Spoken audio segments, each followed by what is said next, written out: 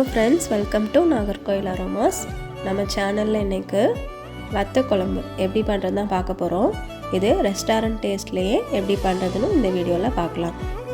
இதை பண்ணுறதுக்கு ஒரு 2 கப் தேங்காவை 1 டேபிள் ஸ்பூன் நல்லெண்ணெயில் நல்லா இந்த மாதிரி வறுத்தெடுத்துக்கோங்க.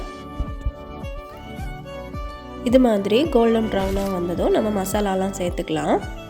1 டீஸ்பூன் மஞ்சள் தூள், 2 டீஸ்பூன் மிளகாய்த்தூள், 2 டீஸ்பூன் மல்லித்தூள், அதுக்கப்புறமா தேவையான அளவு உப்பும் சேர்த்து இதை நல்லா வதக்கி விட்டுக்கோங்க.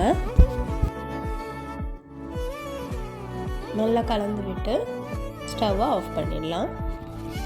இப்போது இதை நல்லா ஆற வச்சு மிக்ஸி ஜாரில் சேஞ்ச் பண்ணி ஒரு கப் தண்ணி சேர்த்து நம்ம குழம்புக்கெலாம் அரைச்சி எடுக்கிற மாதிரி அரைச்சி எடுத்துக்கோங்க. இப்போது ஸ்டவ் ஆன் பண்ணி பேனில் 1 டேபிள் ஸ்பூன் எண்ணெயில் ஒரு 15லேருந்து 20 சுண்டை வத்தலை வந்து நல்லா ஃப்ரை பண்ணி தனியாக எடுத்து வச்சுக்கோங்க.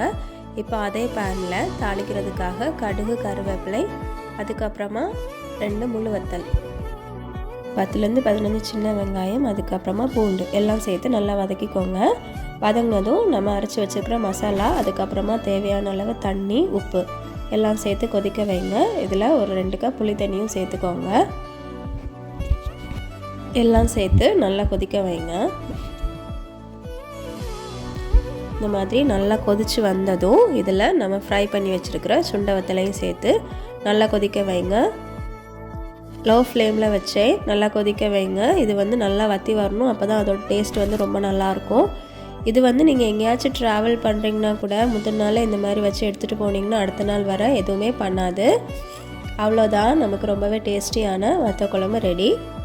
கண்டிப்பாக இந்த ரெசிபியை உங்கள் வீட்டில் ட்ரை பண்ணி பாருங்கள். இந்த மாதிரி நிறைய வீடியோஸ்க்கு மறக்காமல் நம்ம சேனலை சப்ஸ்கிரைப் பண்ணிவிடுங்க. நெக்ஸ்ட் வீடியோவில் பார்க்கலாம். தேங்க்யூ.